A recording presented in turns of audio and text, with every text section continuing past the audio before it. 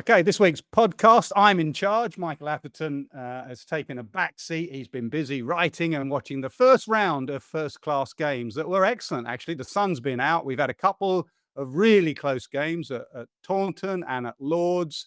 It's been a good couple of weeks at the start of the domestic summer. Also, some international news. England have named a new white ball captain in Harry Brook. And the man who made that decision, one of the big decisions he's had to make, Rob Key, joins us. Rob, how difficult was that decision to make in the end?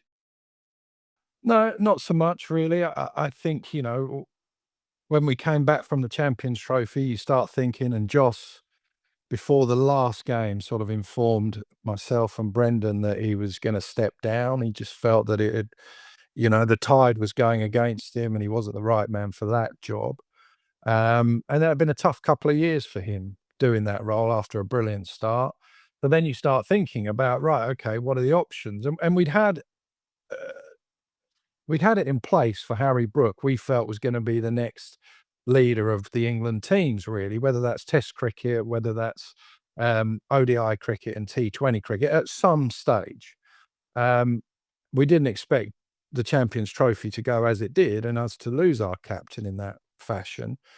So it came slightly earlier, but we've been pretty pleased, and I thought Harry Brook did it very well last summer.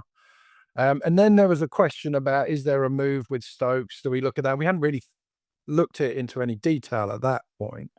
But when we started looking at that, you just thought, look, he's just not going to play. He's not going to play in this series against the West Indies. It's unlikely then that he'd play in the series against South Africa after the 100. It's unlikely he'd play New Zealand. So actually he thought, you know what, this move, it's just a move. It's just one too far, really. It's a bit of a Hail Mary that we didn't need to take because I think Harry would be an excellent captain. You say that. That was my next question. What do you see in Harry Brook specifically? He did it in that series against Australia, and his stats with the bat, he seemed to thrive on it. But what do you see specifically in his character that you think will make him a good England captain in the long term? Well, I think he's a calm, relaxed character, but he's incredibly driven. Those are the things that have got him to be the best Test batsman in the world, or ranked the best Test batsman in the world for a period of time, which is one thing. I think he's got a very good cricket brain because you can have all of the sort of like man management skills, all of that stuff. But if you're talking nonsense, it doesn't really work. And I enjoyed the way that he did it against Australia. But I went up and met Harry last week.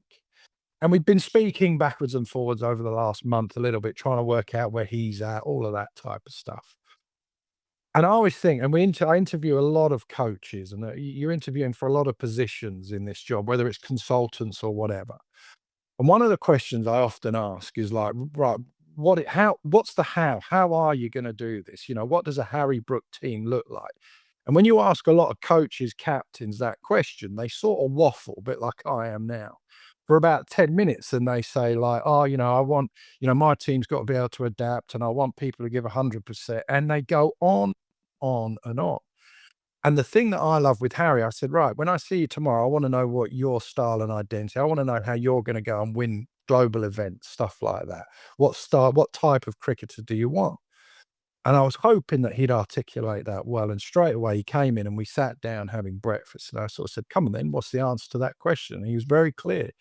He sort of said, right, I want batters that can their natural game puts the best bowlers under pressure, aggressive players who can do that, but they've got to be able to manipulate the field and the situation, depending on what's happening in 50 over cricket, T20 cricket. I want bowlers. And then he wanted batters that will go big. When they get in, they go on and they've got a hunger for scoring runs. I thought, yeah, it makes absolute sense. Because it's got to be his identity, not mine, not Brendan's. It's got to be aligned to us, but it's got to be the way he wants to do it. Then he had a big thing about bowlers always working towards taking wickets and being able to adapt to the plans that he sets, which I don't think we've always done well. Because you watch Harry when he's captain before, he's going to set different fields. So he wants all of his bowlers to be able to adapt and adjust to the field and the plan that he sets. And then he just wants players that compete and commit to everything that he's doing 100%. And do you know what? I thought that was very clear. And I thought, there we go. You think you make assumptions about people and you think, is he going to be a bit wafty with all of this? But he was very clear on his style, identity, and how we're going to go on to win games, which I thought, do you know what? That's exactly. I mean, I can't disagree with anything he said there. I'll come back to Harry Brook in a minute. I just wanted a couple of questions on Ben Stokes, really. Did you get as far as asking Ben Stokes whether he wanted to do the job? We got as far as asking if he'd be interested. And, the thing about Ben is he loves a challenge as well. So part of him, like all of us, like we all sort of sit there and think, you end up getting yourselves involved in things. You think, why am I getting involved in this? Because you just love the challenge and trying to problem solve. And Ben's the same. And he's a little bit like, yeah, that's something that he could be interested in. But he also understood as well, after a little bit of time when we'd been thinking, we really started to look into it. So what I do is, at the end of every series almost, I say to all the performance team, whether that's Ed Barney, Luke Wright, people like that, and there's a few people I'd speak to externally who you guys would know. Say, right, come, just throw everything at me, just hammer me for everything I've got wrong, right, whatever. And when you start looking at that, then it just became, do you know what? It's just not the right decision to do this with Ben. And Ben understood that as well. He always knows we've got his best interest at heart and what's best for the team, whether that's the test team or the white ball teams. So he was interested, but also understood. And where does that leave him with white ball cricket? I mean, is that now completely on the back burner for him under Harry Brook? Because I noticed yesterday that Harry Brook kind of left the door open, really, for both Ben Stokes and Johnny Bairstow, who said there's no reason why they couldn't both play white ball cricket. How do you see it? Do you see it now as Ben just completely parking that, and that the test team is his sole and only focus, or could you see him playing white ball cricket No, again? no, but I can't see him playing in the immediate future. Mm. So the whole point with Ben is now Neil Colleen, our bowling coach, was working with him last week or a few days ago, and he's bowling at 75%, and that's the focus. And Harry's very keen, as a cricketer of the ability of Ben Stokes to play white ball cricket for him, but he's got to be in the best condition physically and be able to get through. And we know that he can get through that. At the moment, he hasn't played a game. So our focus with Ben is that Zimbabwe test and him getting ready and playing as that full role that he does. Not only is he a brilliant captain, batsman, also being able to play as that fourth bowler, playing that proper all-rounder role. And that's our focus with him. And now if that all goes really, really well, there's a World T20 that comes very quickly after the Ashes. But there's no point me sitting here now and saying that he'll definitely be in that because there's so much cricket to go from it. But as far as we're concerned, no one's really out of it. If you're playing as well as you possibly can, if you're one of the best players in the country and you're fit and in the best condition possible, there's no reason why you can't come in and you can do those things that Harry has sort of said, then anyone can come in. You talk about the amount of cricket ahead for England. Any concerns about Harry Brook's workload? It was noticeable at the end of the Champions Trophy, right at the end, he announced he was pulling out of the IPL. It's been refreshing listening to him in the last couple of days about how he wants to prioritise playing for England, whatever the money and the lucrative offers from franchises. His focus this year is on England cricket. Did you have a part in that? You said you've been having conversations with him, or was that purely a Harry Brook decision? No, as far as the IPL, if the lads that have gone into the IPL, we've made a commitment uh, to the BCCI and saying that any of our lads that go into that, they will be there for the full competition, and it will be their decision if they pull out of it. Obviously, if people are injured, then we can pull them out. But as far as that's concerned, we've made a commitment to them that our players will be available for the whole competition. It'll be their decision. And I said that to Harry. I've got my views on. I think it's a good thing actually because he's played a hell of a lot of cricket, but it had to be his decision, and that's the decision he made. Because you make a decision probably before Christmas to go into it, then you don't know how you are when you get to you play a series against India, you play a Champions Trophy against Pakistan. I think he got to the end of that and just said, I need a break. I've got so much coming up for England that I've got to make sure that I'm in the best position to be able to do that and perform as well as I possibly can. All this is linked, isn't it, Rob? Because, at the end of the World Cup in India, you stated quite clearly that you hadn't given maybe Joss Butler everything that he needed to be successful. At times you focused in on test match cricket because that's where you had to focus in. When Joss stood down, Brendan McCullum said exactly the same thing. At times we haven't given Joss the tools that are needed. How do you balance that between test match cricket? Literally, you've just said, Ben Stokes, we need to look after him for 11 very important test matches that are coming up. But Harry Brook, it may have done him a lot of good going and playing in the IPL. Same, with Jacob Bethel, who's out there sitting on the bench for RCB or whatever. There is a World T20 coming up in India and Sri Lanka. So how are you balancing? It's the hardest part of your job, is it, would I say, balancing the requirements for your test team and your white ball team? Because other sides Yeah, do it. yeah, but I think I'd say that a lot of our teams, so the decisions that I've had have not been right. Okay, I'm just going to completely focus on test cricket. I've got the choice to focus on white ball cricket and test cricket. I've always had to make that decision because of the way it's not necessarily the amount of cricket, it's the fact that this is another example last winter that we had. We had a series in Pakistan, a test series. Then all I'm thinking, so right, it'd be brilliant if I could get our best players, so Harry Brook, Joe Root, people like that, over to play in the West Indies series and a bilateral series against them because we've got the Champions Trophy coming up. But there's only one day in between those two series. But every single time the decision I've had is, do I put the best players, the multi-format players in the test team in Pakistan? And by the way, whilst that's going on, the test team are in the West Indies, the test team are in New Zealand. So the decision I've had has always been which one gets the better players.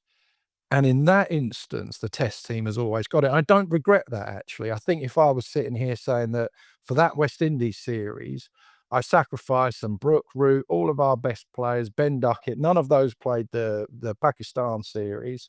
They all went to play one bilateral West Indies series that, quite frankly, lacked intensity anyway and lacked relevance to some degree.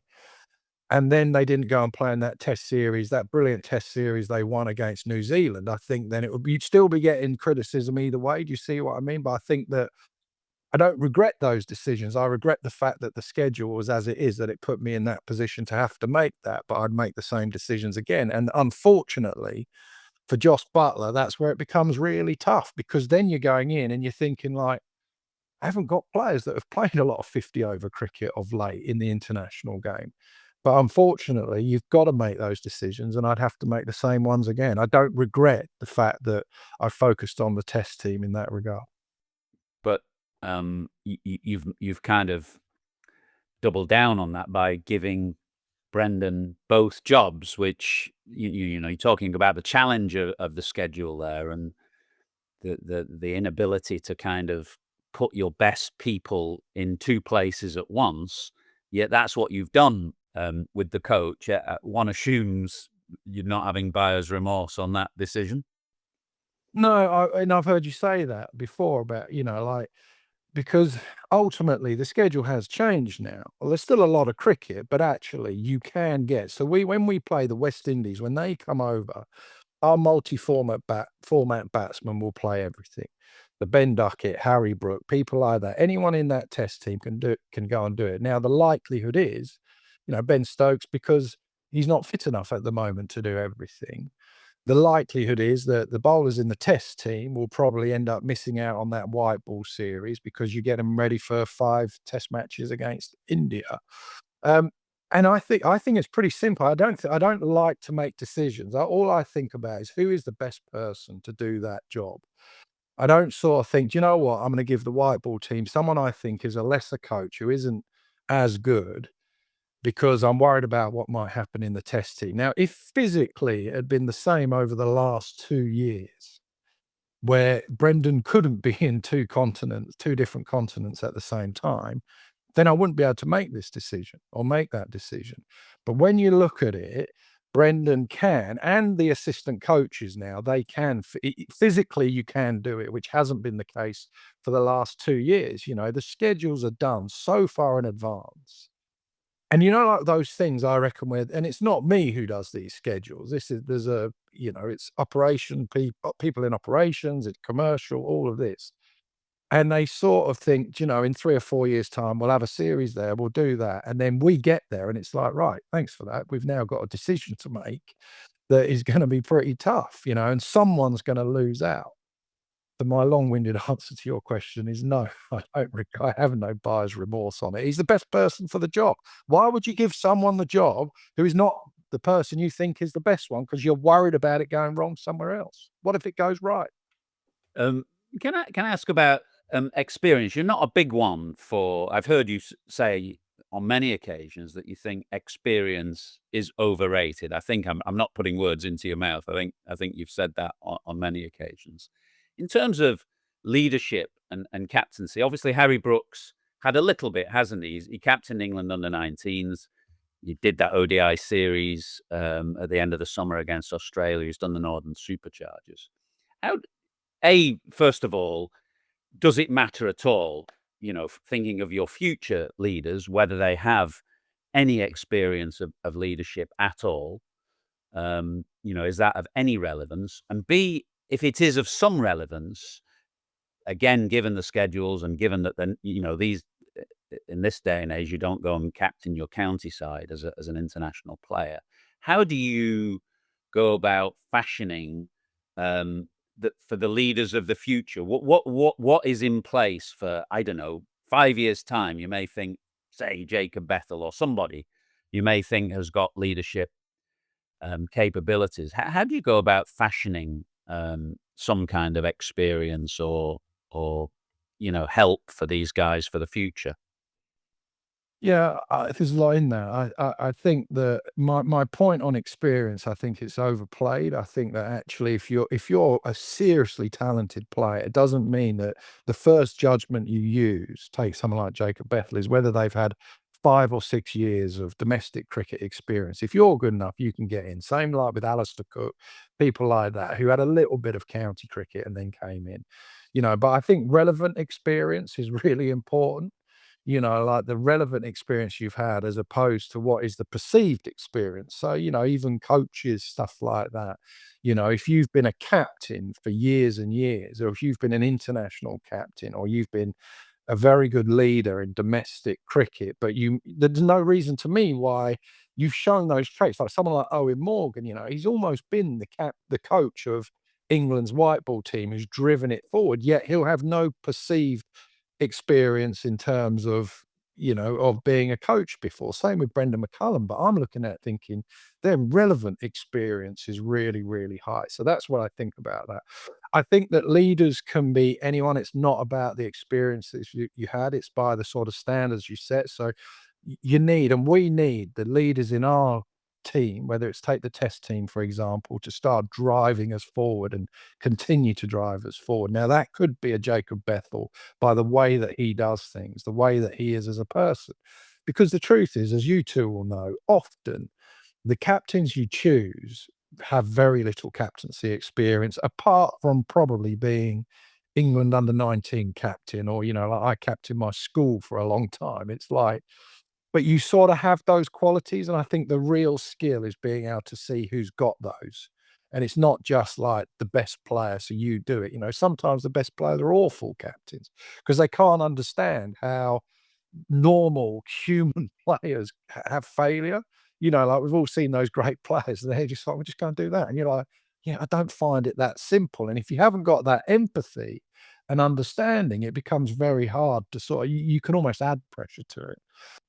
So we have things in place. Over the last year, we've trialed out and we've given opportunities to players. I think we had 5 or 6 captains last year, where that's Ollie Pope, who's done a good job as vice captain of the test team.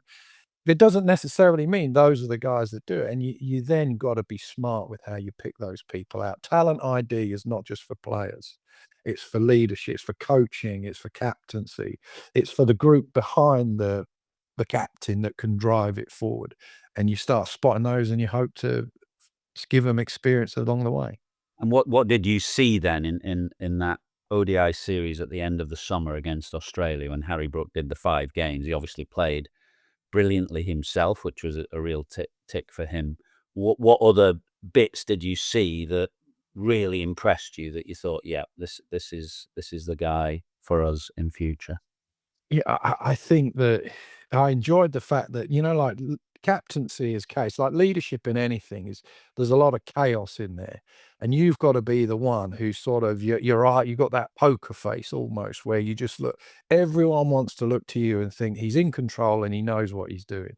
I think that's really, really important. Even, as you two would know, a lot of the time you don't, but you bluff that you do, and you just think, right, this is the way we're going and people follow you, which Harry does. I thought the fact that he played, probably had his best series in 50 over cricket against a very good Australian team. I think that's really important because I know as a captain who played like an idiot for about 9 years, even in domestic cricket, it can affect you, it can weigh you down. Like you look at the way Joss is playing in the IPL, he looks liberated by that, and you can start well with it, but once it gets you, that extra responsibility can be hard. But so far, Harry looks like he's someone that can almost compartmentalize each side of it, and then he'll just go back to being able to focus on his batting, which he does very well.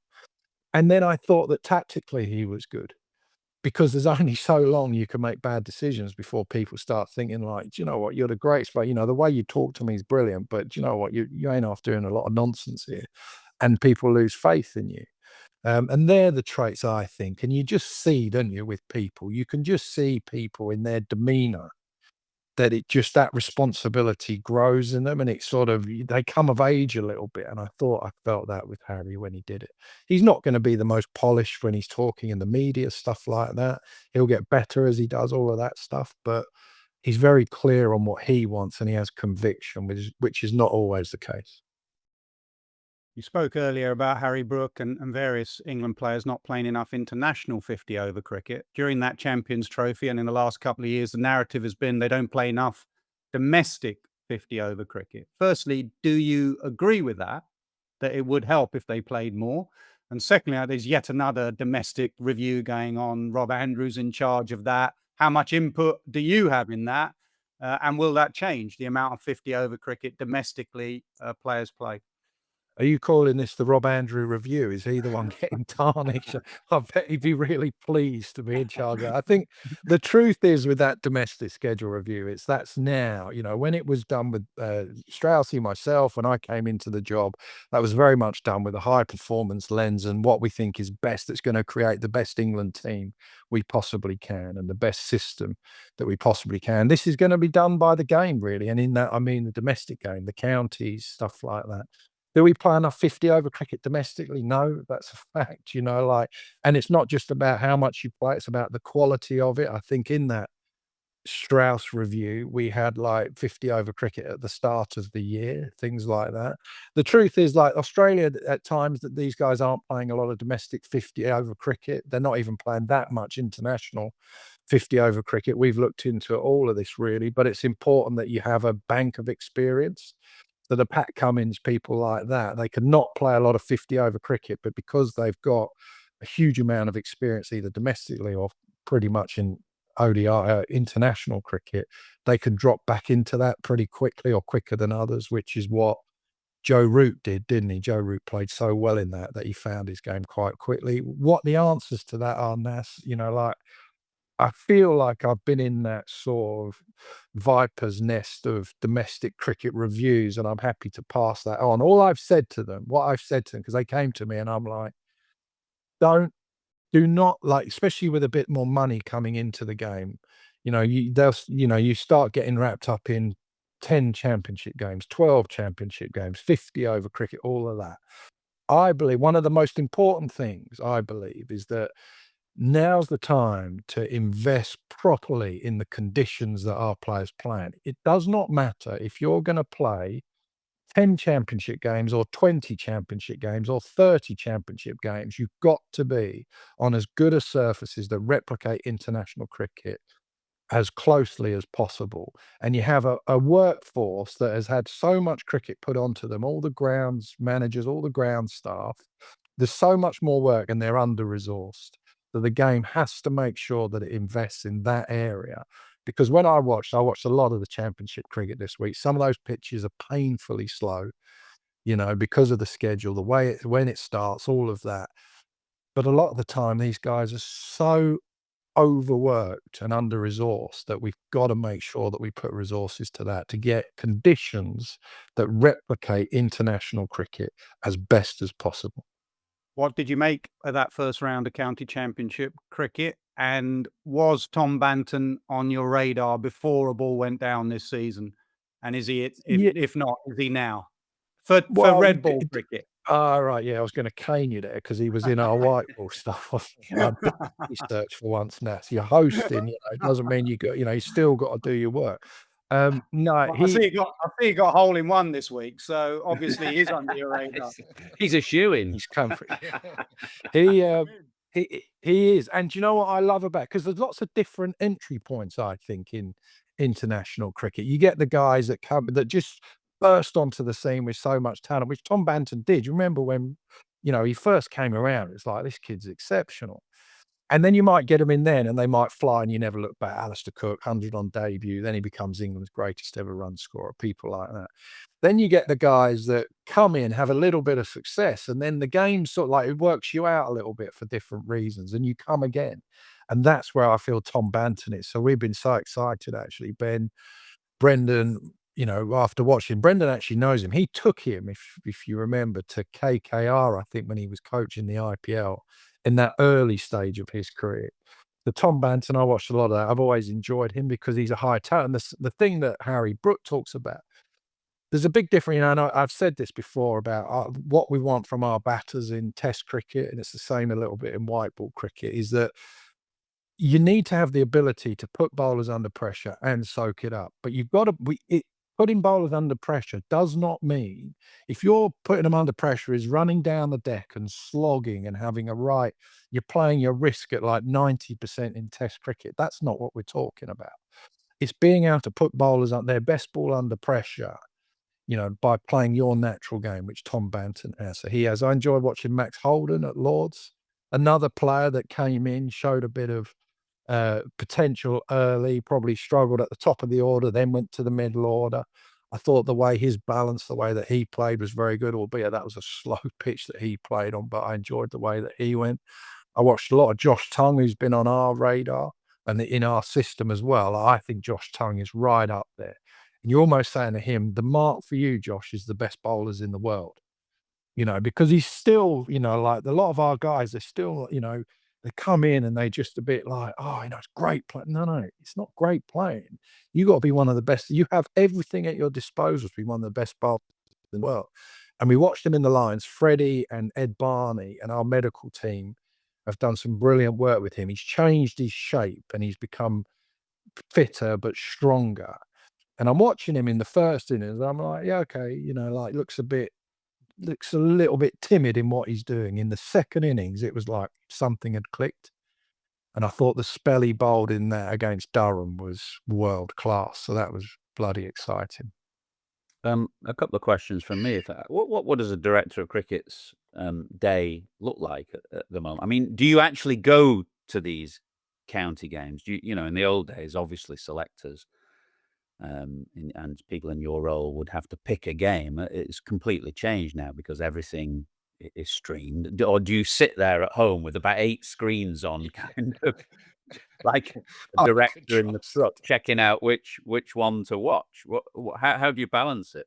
Because obviously watching people live is important still, because you get a sense of their body language and the way they go about things, which you don't necessarily just get on the stream as well. Yeah, I feel like I'm going to be doing an advert for Sky, really. I find that watching it on the TV, you see so much more. I remember like what a bowler's doing with it, how they're attacking the crease, all of that. You see so much more. Same with batters, you get more of a feel for them. But I mix it up really a little bit. So I'm going to Trent Bridge tomorrow. I think, who is it? Notts, Essex, I think so. See a little bit of those guys, Sam Cooke, people like that, who's been on our radar, went away with the Lions. So you try and get that balance. Then we have a whole scouting system, and you sort of plug your scouts into, right, okay, these are the people we want to be able to see. Then I have all the analysts send us clips of the good and the bad of the players that we're looking at, or anyone that does anything. Luke Wright goes to all the games. We have a few trusted people in our scouting system, a lot of trust, but 2 of the guys, we have Jeff Arnold, Ray Baker in terms of the bowling scouts who are very good, and they've got that sort of, they can just see something, so they'll tip people up, and then we'll go and have a watch of them. And I quite like the other thing. I was watching a second team game the other day down at Kent, because I think that, like you say, it's hard to miss people now in the profession, like in the first class game, because everything is streamed, or even Instagram will send you, I'm still like Tommy teenager where I'm like getting stuff on Instagram and stuff like that. But you actually, like, it's the level below that that's really interesting. That's where your scouts and stuff can have an impact, or even in like, not that we need to find a way, like, that there's a whole generation, I think, because of the system and rookie contracts and the amount you have to pay them. I reckon there's a whole level beneath from 18 to about 23, 24, where the game is missing out on some real talent, on the late developers. So I want to try and find a way. I think the MCC are doing something again where that generation, I think we do that with spinners. I think there's probably hundreds of spinners at under 15s that just find their way out of the game, that we got to try and make sure that we keep the best talent going and maximizing what it is. So I mix it up is another long-winded answer to your question. A couple of more questions from me, really. You mentioned Tom Banton, brilliant innings from him, 371, fantastic. My old mate, Steve James, has always had a thing that in order to play for England as a batter, you should be batting in the top 4 for your county. I think I might be. It was Banton at 5, I think, for Somerset in that game. I mean, do you agree with that? Do you They went think to pick Vettel. Huh? They went No, to pick exactly. Vettel. Vettel was at 7 or 8. But I mean, do you agree with that in general, that the best players should be in the top 4? And how much do you, as in charge of the England team, how much are you in conversation with directors of cricket? And another, I went to Lord's last week. It was beautiful, sunny day, first 3 or 4 days. Lancs picked, I think, 5 seamers and had Luke Wells as their spinner. I don't even know whether Tom Hartley's injured or whatever, but wasn't playing. Yeah, Do he's been you? injured. Yeah. Is he injured? He has been injured. He broke his Right. finger on a Lions trip. Okay. Yeah, so he's probably coming back. But yeah. But say he wasn't, and Lancs didn't pick him. How much would that conversation happen between you and, say, Mark Chilton, or do you just say the counties, they run their teams, we let them get on with it, and we just watch whatever they put onto the park? Yeah, I'm very reluctant. We speak to Luke Wright in particular, Ed Barney, Ed Barney and Fred sat down and did a whole round of chats with the DOCs last week, and we try and stay in contact, and I speak to them as well and try and give them a heads up on what we might do. It's always hard, so, well, look, by the way, we might take this player for the West Indies series or whatever. So just be, you might, if they're obviously a big player for you, you might want to try and strengthen in that or think about a replacement. So you're trying to give them as much of a heads up as possible. I'm very reluctant. What I hated seeing when I was playing, I don't like England people turning up in tracksuits and just like working with one player. That I don't enjoy that as much. I I don't enjoy us dictating to counties on what they should be doing, because there's been a few like Jacob Bethel. We obviously would have liked to see him up the order for the last 2 years, but that's the decision of these counties to do. Same thing with Bashir. Last year was a bit different because we hadn't made the decision about Leach or Bashir, because we did it as we do with everything. We made the decision when we had to. And then we didn't want to say to Somerset, by the way, we're doing this, drop Leachy, whatever. So we just sort of think that they've got championships to win, white ball competitions to win. They've got to do that the way they think is best. And then we will with the play, because we've got our talent ID system and a system in place through Lions and under 19s, which David Court does and Mike Yardy. And that's what we'll do, like we'll try and do that as best as we possibly can. Like we want to play Lions cricket this summer and we want it to be as good a team as possible against India, and we'll start learning about players in that as well, in that situation. But I'm very reluctant to be sitting around dictating. People say, do you tell them to play, in this aggressive? No, absolutely not.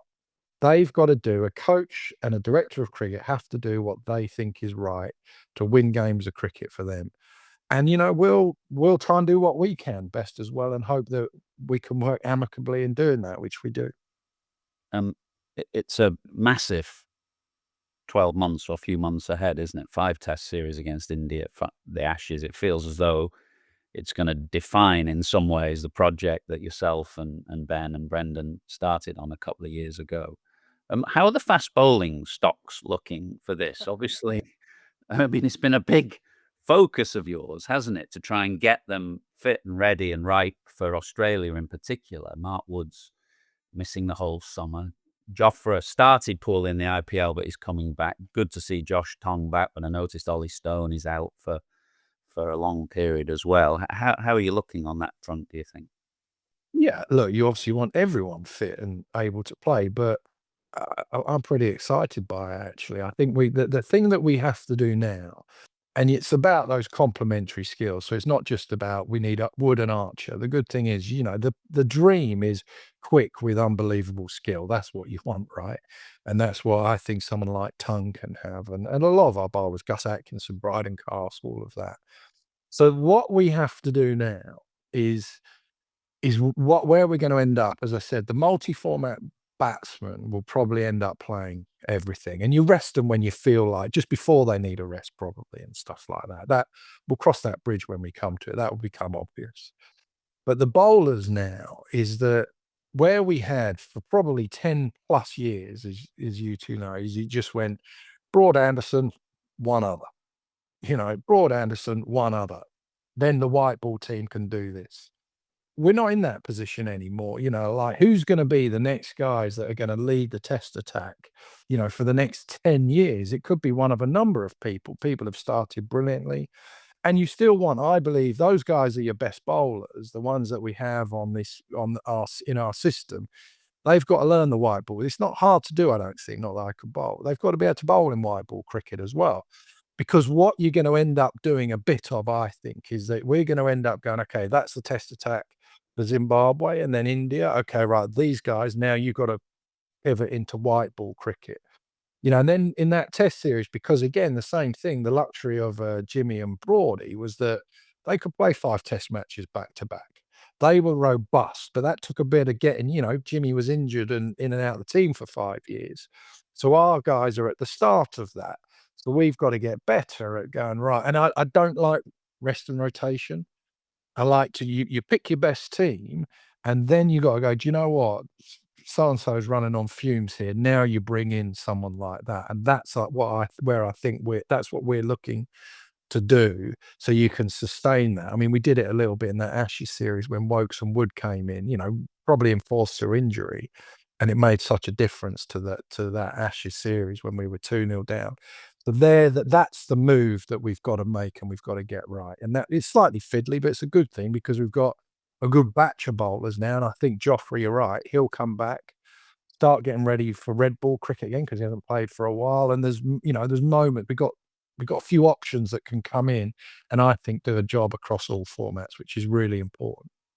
What was the feedback from the Lions trip? Because, the word is from Australia with the slightly different Kookaburra ball, with the bigger seam and the lacquer, that it does help your medium fast bowlers a little bit more. So, your Sam Cook, your Chris Wokes bowlers like that will come into a little bit more. So have you shifted away from it has to be pace? And, you said at the beginning of last year or the season before was, I'm just looking at the speed you're bowling. Has that shifted or not? Is it skill as well? Ollie Robinson, skillful bowlers? Yeah, I think what you want ultimately, you want an attack that complements itself. I think that in the past, we've had an attack that's probably been too much down the just skill and not enough pace. You had like Mark Wood coming in all the time. And ultimately, it's pretty clear the best bowlers operate, at 82 plus, 85 plus, stuff like that with skill. That's what you're looking at. But you want an attack that has a little bit of everything, really. So someone like Sam Cook, Chris Wokes, what you want to be in a position to go is go, right, who is the best to take the new ball?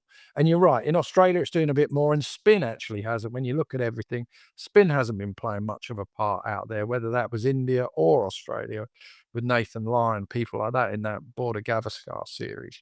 But then, like it's about that complementary attack where you go, if you've got what you don't necessarily want is 3 guys or 4 guys that are all bowling who are brilliant with the new ball, but not so much when the ball gets a bit older. So then you can go, if you've got 2 or 3 guys that go, do you know what? They've got a bit of pace. They can ask questions after 15, 20 overs with the Kookaburra ball. You can go, right, who is the best person with the new ball? Who is the one most likely to have 3 wickets quickly with the new ball in international cricket, in Test cricket?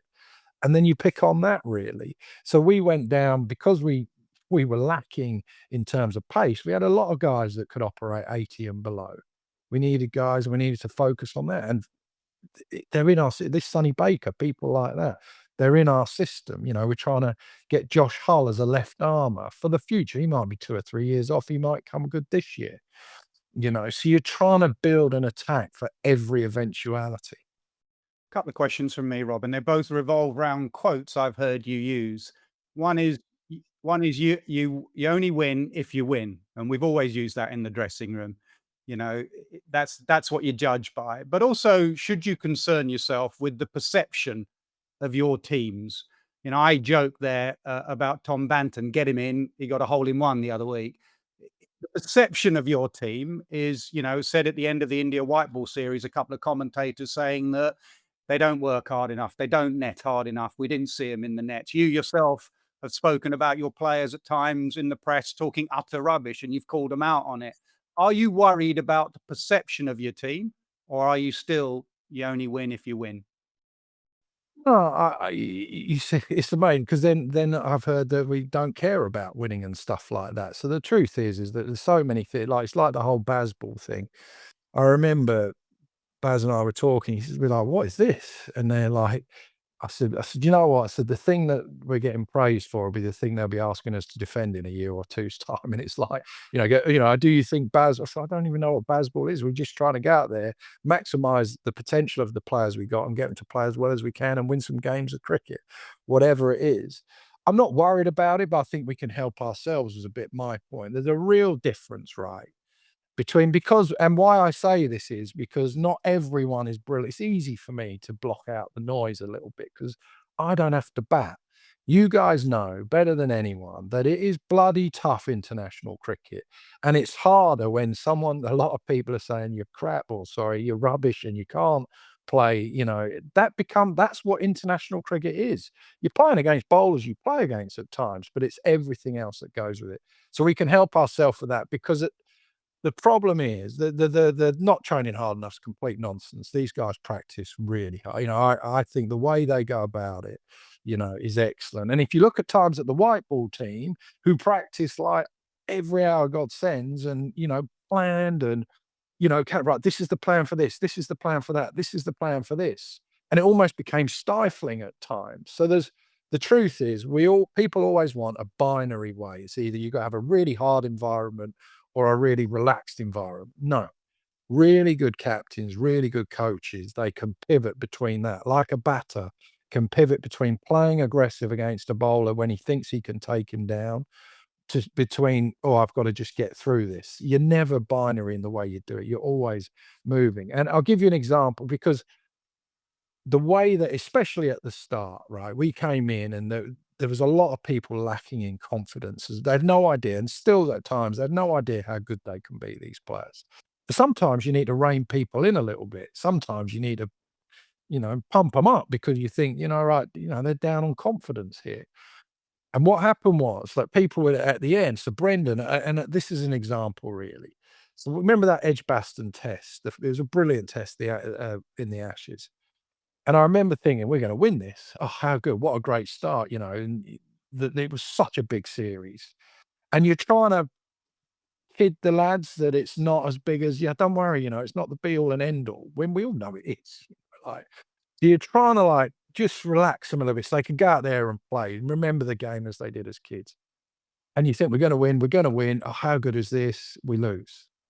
And I remember being out the back and watching with Mo Bobat and thinking oh my God, we're 1-0 down in an Ashes series. And you just think, right, we've got a game coming in 3 or 4 days' time. So I remember thinking the last thing they need is me being down and doom and gloom at this point. And I remember thinking, I hope Stokesy and Baz are the same. They don't think all the planning we've done has now come to it. It's like everyone just looks like, you know what it's like, when you lose a game, it's like, oh, the world's coming to an end. And I go in there and they're quite up, Brendan and Ben, which I thought was really important because it's like, don't worry, we've got another game. We keep backing the way we're going and we'll come good. And that to me is brilliant leadership. And that's why they were able to turn it round from 2-0 down because of the way that they were, the way that their body language, the way they spoke. The problem is then that players then go, they then quote what's been said internally in a dressing room, which shouldn't come out really, because they just, people go, what does Brendan say? And they do it without any context. And that starts building up a perception that's just not true, you know. So that's my frustration, where we can just be a bit smarter, I think, on the things we say, the things that are said internally to try and get the best out of someone, and the things that then come out publicly. It's pretty tricky. Half the time, they're just trying to not upset us and say something that might, upset one of their teammates, and they end up saying stuff that's like, oh. Your second saying that you used, and I think you used it on this podcast when you were on this side of the fence, stats are for prats. And next week you'll be in the job 3 years, I think on the 17th of April, 3 years to the day. These are the stats compared to your predecessor, Ashley Giles. In Test cricket, your win percentage is 64%. Ashley Giles, 46%. So that is a massive upturn in the fortunes of the Test match side. Ben Stokes has the best win percentage of any England captain with a high sample Since size. Douglas Jardine, coming here. Yeah, I know. There's a big but about the white ball, In- Let me in tell you, he's got a ODI, better Craig. win percentage. He's got a better win percentage Well, than you both said of you you two. said I earlier. mean, You like, said earlier. I haven't well, you're done like my research, so. 28% and drawing everything. I mean, come on. ODI cricket, Rob Key, 40%. Ashley Giles, 66% in ODI cricket. That is a massive drop-off in ODI form. In T20 cricket, win percentage 52%. Ashley Giles, 65%. So again, a big drop-off in T20 internationals. How would Rob Key, the pundit, assess Rob Key, the managing director of men's English cricket, after 3 years in the job? Look, this is the problem with stats, right? Have you told us anything there that we didn't know? So basically, the fundamentals is the white ball team hasn't played as well as it did before, and the test team has got better. This is my point with stats, right? Is that what you need? Tell me something I don't know. Tell me something that is going to Can I help just us stop win you a there? season. No, stop. Tell me something that I don't know. That's why I say to our analysts, you go like, they turn around and go, do you know what? Sometimes it's better batting under. I say, okay, right. Like if it's going to rain around, you want to win the title. No, just give us the numbers that make a real difference. And the fact is that, my assessment would it be that we've, as you say, the test team has done very well and the white ball team hasn't. I don't disagree with any of that. You say, tell me something I don't know. What the England fans want to know is, what are you going to do about it? Because the buck stops with you. It was your job to appoint an England white ball coach in Matthew Mott. It didn't work out. It was your job to appoint an England white ball captain in Joss Butler.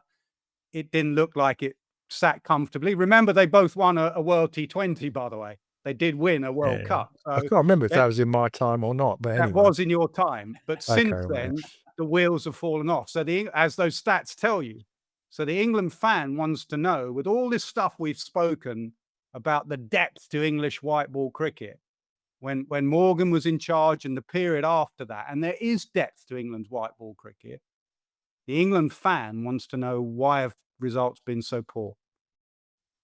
Well, for a number of different reasons, as you say, like we've gone through things like the schedule, things like players not playing anything like as good as they possibly could be. There's lots of different ways. The end of an era, after Owen Morgan, who was an outstanding captain, it then bled into the start of this time in white ball cricket. And then we've been poor for the fact we've been out in the subcontinent at times and we haven't had spinners that can really dominate. We haven't had batters that have played well enough in those conditions. So that's the things that we've got to solve, because we've got a World T20 out in Sri Lanka and India. So, and that's the same for every country in the world, right? Everyone is going to get done by India until we learn how to play left arm spin much better. That's everyone in the world.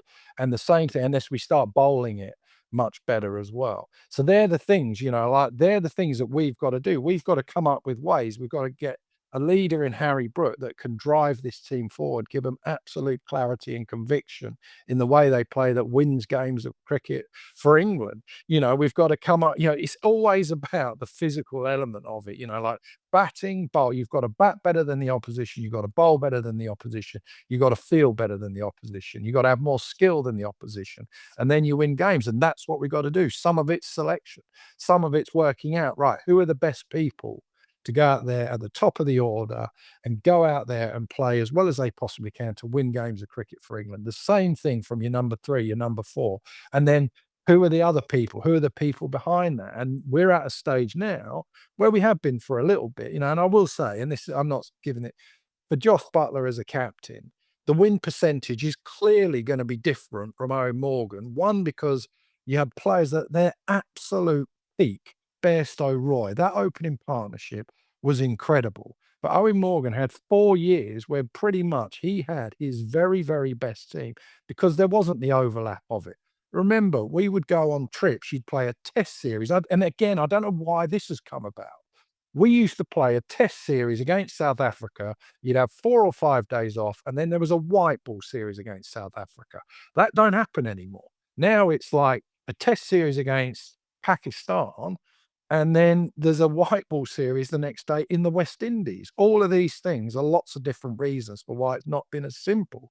So there's loads of different reasons, but I'm optimistic about the way we're going to go. And I'm optimistic about Harry Brook. And I do think that we can go on and be really successful in white ball cricket. Will we go through a bit more pain? Potentially, because you need the next lot to start doing it. All right. Because it's all well and good saying there's loads and loads of depth.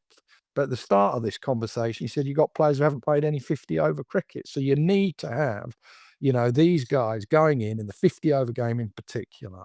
They need to become the next generation that take us forward, along with some of those great players we're still lucky enough to have in Buttler, Root, and maybe one day Ben Stokes, Adil Rashid, a few others.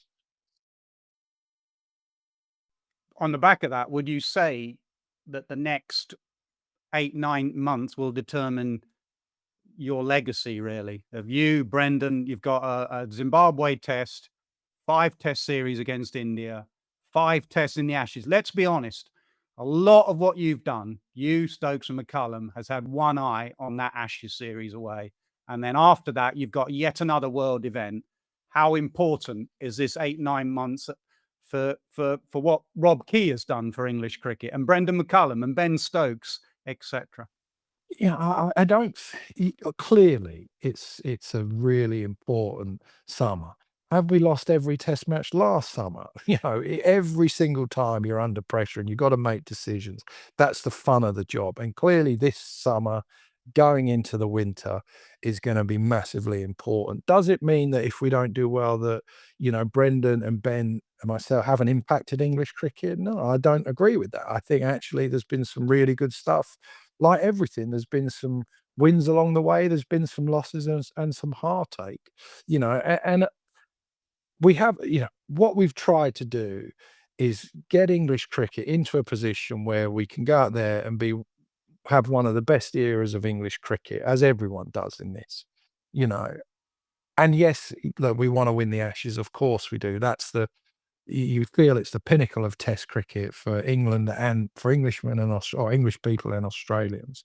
But yeah, we've had a focus on lots of things. We've got to focus on Zimbabwe, West Indies, and India at the moment. And if you can just try and get some of the best players to play to their absolute best, you got half a chance of doing something special, and that's what we hope.